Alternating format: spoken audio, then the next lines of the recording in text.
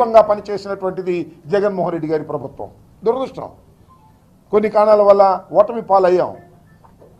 ఇవాళ ఓటమి పాలైన దగ్గర నుంచి, తెలుగుదేశం అధికారంలోకి వచ్చిన దగ్గర నుంచి రైతుకి ఒక్క విషయంలో గిట్టుబాటు ధర ఉందని చెప్పమని ఛాలెంజ్ చేసి చెప్తా ఉన్నా ఈ ముఖ్యమంత్రిని లేదా ఈ వ్యవసాయ శాఖ మంత్రిని. ఒక్క ఉత్పత్తిలో, రైతు ఉత్పత్తిలో గిట్టుబాటు ధర ఇచ్చి కొన్నారా? ఆదుకోవడానికి ప్రయత్నం చేశారా? ఇంటర్వెన్షన్ నిధి ఏమన్నా ఏర్పాటు చేశారా? లేదు. మిర్చి అయితే అతి దారుణంగా ఉందని మనం చేస్తున్నాం. ఇవాళ గుంటూరు పరిసర ప్రాంతాల్లో మరి మిర్చి పండించే రైతు పడుతున్న ఆవేదన ఇంత అంత కాదని మనం చేస్తున్నాం. మిర్చి నారు ధర పెరిగింది, ఎరువుల ధర పెరిగాయి, మందు ధర పెరిగింది, మందులు కొట్టే మందుల ధరలు పెరిగాయి. పంట బాగానే ఉన్న ధర లేదు. ఎంతండి? 1200 రూపాయలు. అది కూడా ఏది? తేజ లాంటి నెంబర్ 1 క్వాలిటీగా అమ్ముడుపోయేది 1200, 12,000. కడవ 8,000, 9,000.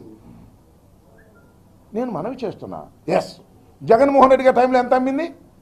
22,000, 23,000, 20,000, 19,000. రైతుకు నష్టం జరగల, లాభం సంగతి దేవుడు ఎరగాలి. ఇవాళ రైతు మిర్చి వేసిన రైతు యొక్క గోడు వింటే గుండె తరుక్కుపోతుందని మనవి చేస్తున్నాం. ఎంత నష్టం వస్తుంది లెక్కేయలేకపోతున్నాం. సుమారుగా 1,00,000 రూపాయలు నష్టం జరుగుతూ ఉంది ఒక ఎకరం రైతు వేస్తే.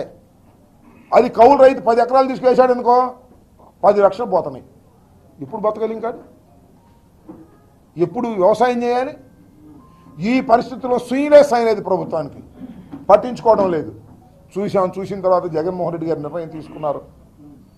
రేపు వచ్చి మిర్చి యార్డులో రైతుల్ని కనుక్కొని వారి గోడు విని ప్రభుత్వం మీద ఒత్తిడి తీసుకురావాలనే ప్రయత్నం మాది.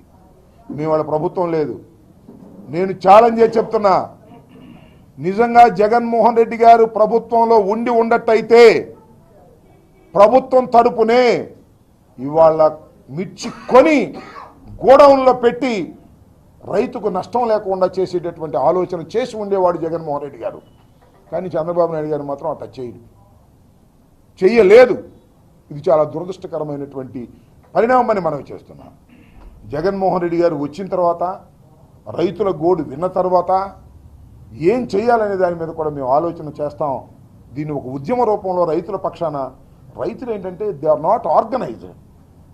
రైతులు వ్యవసాయాన్ని మానించి ఉద్యమాన్ని చేయలేరు, వాళ్ళకి చాలా కష్టాల్లో ఉంటాయి.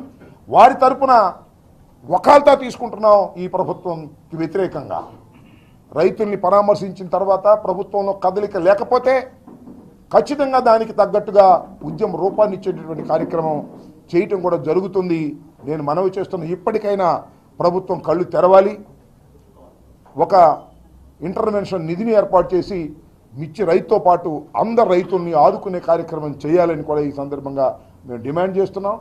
రేపు రైతుల్ని పరామర్శించేటటువంటి కార్యక్రమంలో రైతులందరూ పాల్గొనాలి. ఉన్న వాస్తవాల్ని జగన్మోహన్ రెడ్డి గారికి తెలియపరచడం ద్వారా ప్రభుత్వం మీద ఒత్తిడి తీసుకొచ్చే కార్యక్రమాన్ని చేయాలని కూడా మేము వైఎస్ఆర్ కాంగ్రెస్ పార్టీ తరఫున కోరుతున్నాం.